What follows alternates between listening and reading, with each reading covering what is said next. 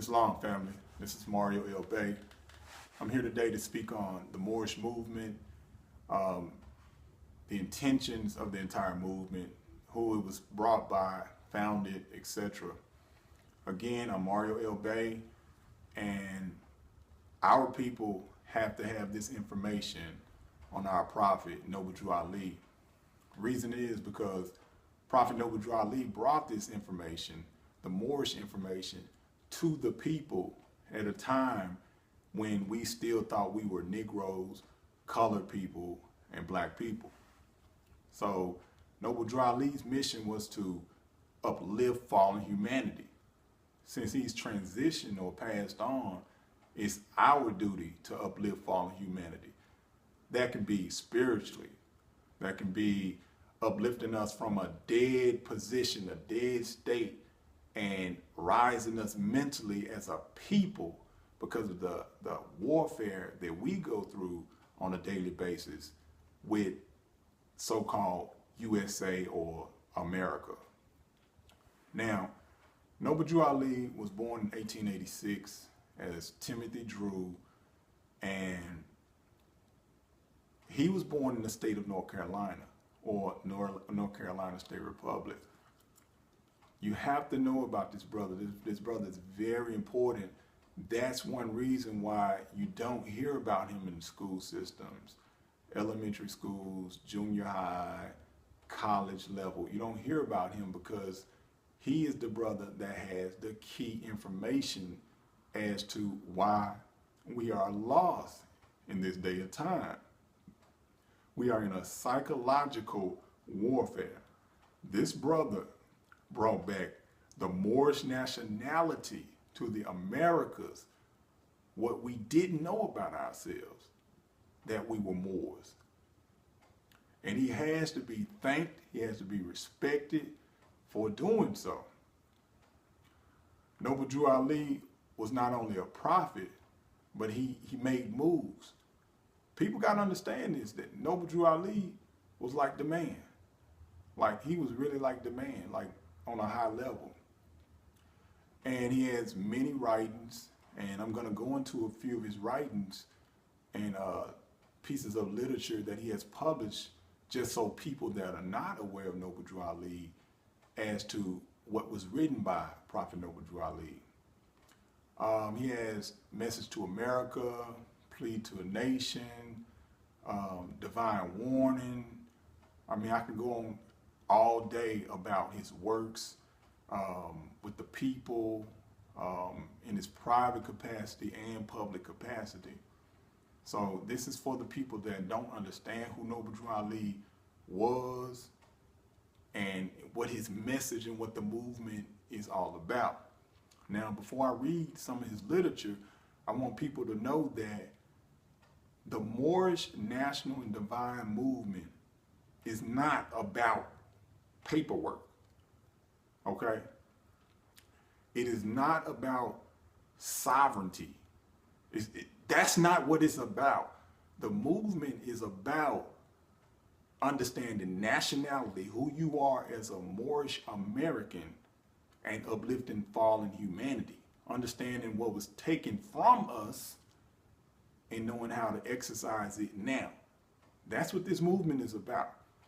It's not about the other stuff. The other stuff just kind of comes in just as it comes in any type of other organizations, or it comes in as just another adept lesson in the adept chamber, so to speak. So it's not about sovereignty or filing paperwork, so to speak. It's not about that. So don't get it confused as to, oh, I got to get the paperwork done. I got to do that. We're not dealing with dirty Moors on that label, on that level of filing paperwork and nationality without people understanding who they are and what it means, because you don't have to do that. It's free. And big shout outs to rvbaypublications.com. Big shout outs to Canaan Land Moors. Shout outs to Amazon Bay Show, Anna Ida L, Dr. Arlene Bay, all active Moors that's putting it down. Shout outs. I'm gonna even shout out the Pastor Moors on this one. You know, hopefully that'll help you get up and be active, put your feds on, and do what you gotta do as Moor. But again, Prophet Noble Drew Ali has literature. I'm here to read some of his literature. And the first piece will be Message to America. Now check this out. I'm sorry. The first piece will be Divine Warning by the Prophet. That'll be the first piece.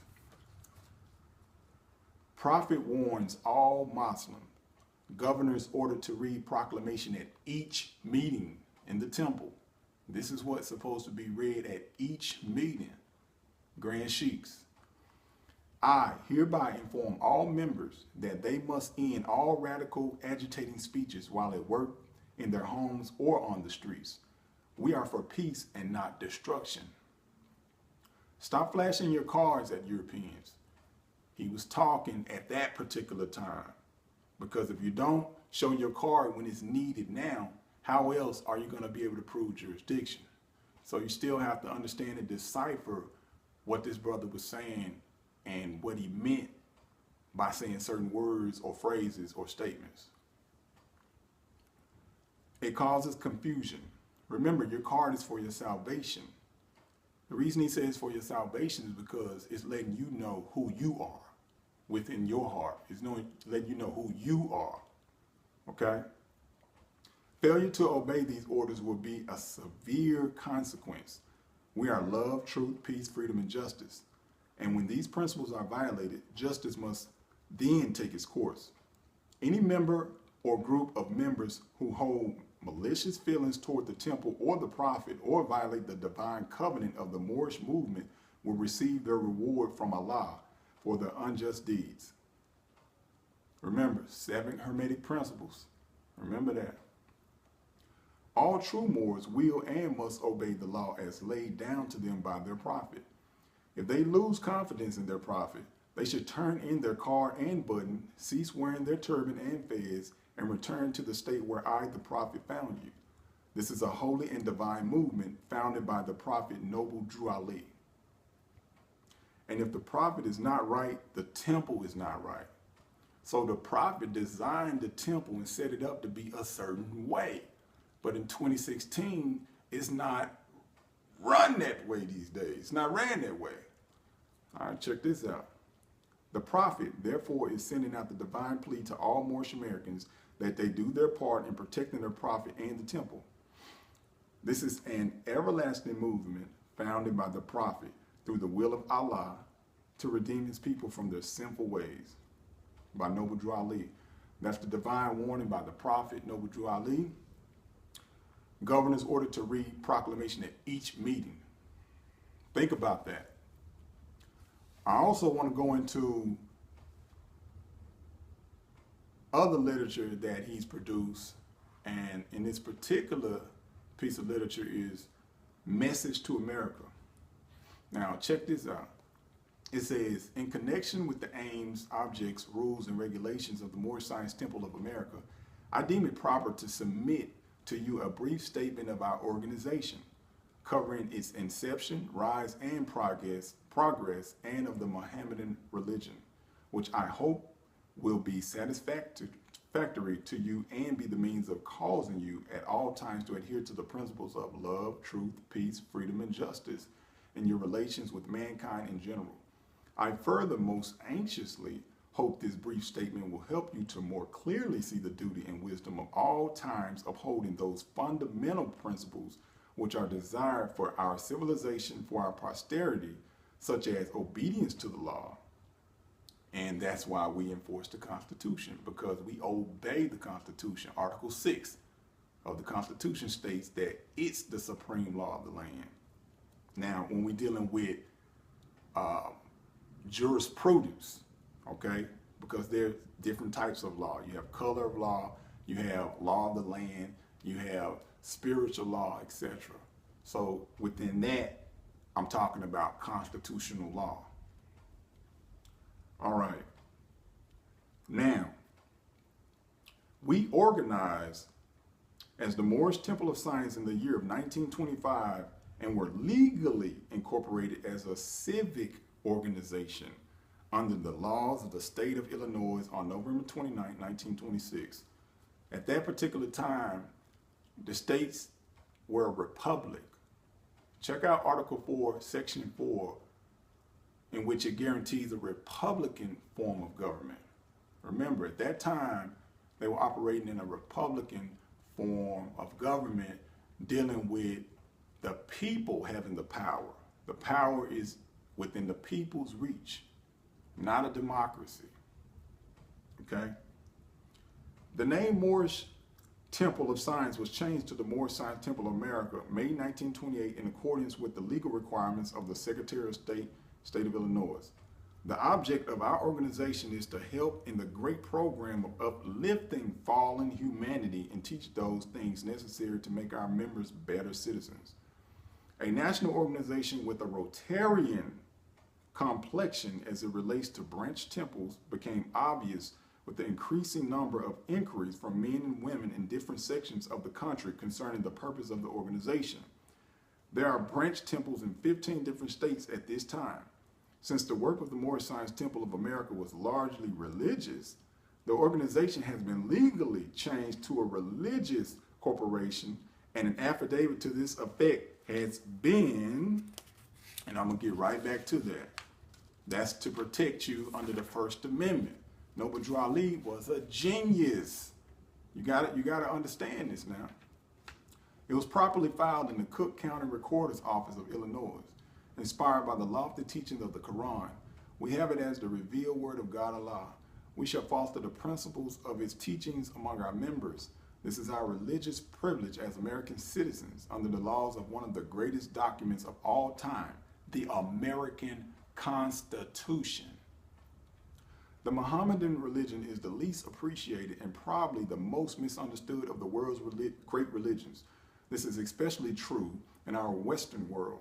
Try to understand what Mohammedanism stands for and some of the things it has contributed to the world. Muhammad was the founder of the Mohammedan religion. It originated 13 centuries ago.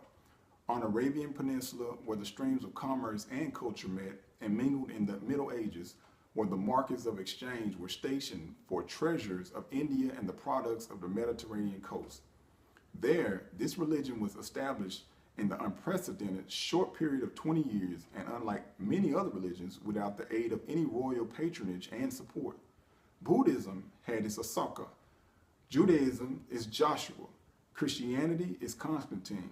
But Mohammedanism had no person of royal rank and power to assist in its establishment and spread. Today, this religion is acknowledged by nearly 250 million souls and extend over an area equal to 1/3 of the globe. From Arabia, it spread eastward over Persia, Turkestan, Afghanistan, westward across Syria, Asia Minor, Turkey, southward to Africa, covering more than half of that continent. It found its way to India and beyond, to the islands of Sumatra, Java, and Borneo. To the early respecters of the faith, the world's debt incalculably great. For it was they who transmitted the treasures of Greek literature from the Middle Ages to the Renaissance. Think about the Renaissance people, how we took the Europeans and brought them out of the Dark Ages. Renaissance, key word. They who originated the graceful forms of which the Taj Mahal and the Alhambra are the most famous examples. It was they who contributed to the science of algebra and chemistry, astronomy, and medicine. They who dotted the Saracen Empire with the universities and who built at Baghdad and Cairo the most renowned universities of the world. During those centuries of ecclesiastical despotism, when the Christian church suppressed all intellectual activities save those that were theological, causing the talent that reproduces to supplement the generation that creates. Mohammedans did all in their power to encourage and stimulate research in every branch of humanity inquiry. The Moors or Mohammedans added to the beauty and grandeur of Spain. For centuries, art, science, literature, and chivalry flourished among them, while the rest of Europe was still in the gloom of the Dark Ages. The Moors were the most ingenious and industrious of the subjects of Spain. Their expulsion from Spain in 1610 was one of the chief causes of decadence of that country for both agriculture and industry fell into decay after their departure. This man is a genius once again, a genius. Check this out. Mohammedanism makes no distinction between high or low, or rich or poor, none of that. It's like the sky. It has room for all. It has room for all. The Quran should be of interest to all readers. It is the Bible of Mohammedans, ruler over the customs and actions over 200 millions of people. It is a work of importance, whether considered from a religious, philosophical, or literary viewpoint. In the promotion of plans for the betterment of mankind, there has ever been some kind of opposition. And strange as it may seem, such opposition has come from sources where there were no ideas or lack of courage to force intentions to ideas. Whether in church, state, or social community, any attempt to do anything out of the usual way seldom fails to receive criticism. Not because the course cannot be pursued legally or that it's unreasonable, but because it has been considered in terms as new. The Moor Science Temple of America has received some opposition and criticism. The main opposition has come from certain Christian ministers. Y'all look into the Christian Black Codes of 1724. That's a document you need to look into, Christian Black Codes, 1724. They have expressed themselves as being opposed to our propagation of the Mohammedan religion, possibly because of the promotion of the Mohammedan faith among our people in the United States is considered by them in terms as something new. Whatever the reasons may be for their opposition, the legal right to oppose citizens, individuals, and organizations alike for their religious belief does not exist in the United States.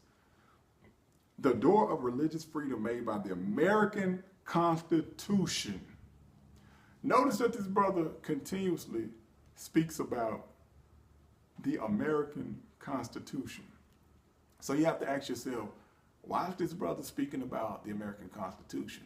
Because that's the law, the supreme law of this land in North America. And that governs the activity of what goes on this land. That is the supreme law. Again, check out Article 6. And these people that claim that they have authority over you, they are obligated to this. They take oaths to this. Whether you know this or not, I'm schooling you on this. And people ask us, well, why do y'all think y'all know law? The prophet brought law to us to be conscious of the law of the land. So not enforcing it would be an injustice on ourselves. All right, now check this out. People may enter through it and worship as they desire. Without religious freedom, no search for truth would be possible. Without religious freedom, no discovery of truth would be useful. Without religious freedom, religious progress would be checked, and we would no longer march forward towards the nobler life which the future holds for the races of men. Without religious freedom, there will be no inspiration to lift our heads and gaze with fearlessness into the vast beyond, seeking a hope eternal. It is a sad weakness in us, after all, to oppose our fellow men for their religious beliefs. And if there are angels who record the sorrows of men as well as their sins, they certainly know how many and deep are useless sorrows that spring forth from such opposition. Possibly, love and time will cancel our ancient hatreds in this regard and prove that in mankind, tolerance is better than unwarranted opposition.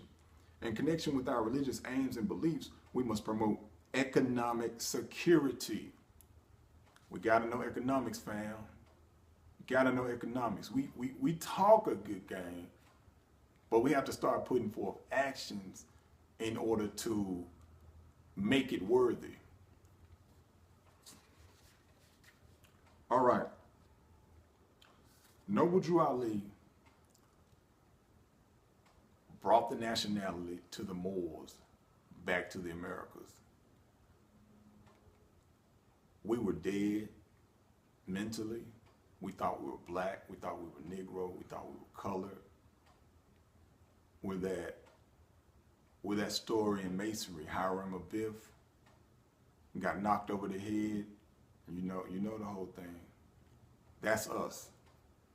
We forgot who we are as a people. We got to pick back up where we left off as Moors. Okay? We have to. Now let me get back to this literature. Possibly love and time will cancel our ancient hatreds in this regard and prove that in mankind, tolerance is better than unwarranted opposition. In connection with our religious aims and belief, we must promote economic security. The preaching of economic security among us is by no means as widespread and intensive as circumstances demand. No other one thing is more needed among us at the time than greater economic power, better positions for our men and women, more business employment for our boys and girls, and bigger incomes will follow our economic security. We shall be secure in nothing until we have economic power. A beggar people cannot develop the highest in them, nor can they attain to a genuine enjoyment of spiritualities of life. Our men and women and children should be taught to believe in the capacity of our group to succeed in business in spite of the trials and failures of some of them.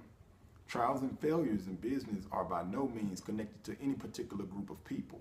Some business ventures of all people fail. We have many men and women among our people who are qualified both by training and experience, who are shining lights in the business world of all the people. It is a sad weakness in us as a people that we have withheld the very encouragement, support, and patronage that would have made some of our worthy business ventures a grand success. And worst of all, have joined in the condemnations of them when they fail, except in cases of actual dishonesty, discourtesy, lack of service, and actual unreliability. Our business enterprises in every field of endeavor should have fullness of confidence, cooperation, and patronage wherever they can be given. Read carefully the doctrines of the Moor Science Temple of America. It contains our hopes, aims, rules, and articles of religion. Every member should have a copy. In conclusion, I urge you to remember that there is work enough for all to do in helping to build a better world. The problems of life are largely social and economic. Social and economic, people. Key words: social and economic. In a profound sense, they are more moral and spiritual, which is true. Have lofty conceptions of your duties to your country and fellow men in general, and especially those with whom you deal. This includes such honesty and righteousness as will you cause to put yourself in the fellow's place. Look for the best in order and give the best that is in you. Have a deep appreciation for womanhood. The reason it's hard for men these days to expect womanhood is because the sisters these days collectively in North America don't act like women. Meaning that they don't take on the role as mother and teach us what we need to be taught as her sons. That's why everything is out of order these days, because the mother is out of order. The mother is out of order. So the children are running wild. Brighten the hopes of our youth in order that their courage be increased to dare and do wondrous things. Adhere at all times to the principle of love, truth, peace, freedom, and justice. I am your affectionate leader. I shall continue to labor day and night, both in public and private, for your good, thereby contributing to the welfare of our country and its people as a whole. Where's the Moroccan Empire? Northwest of Mexico. I'm Moreno Bey. www.PublishedInfo.net. Peace, family.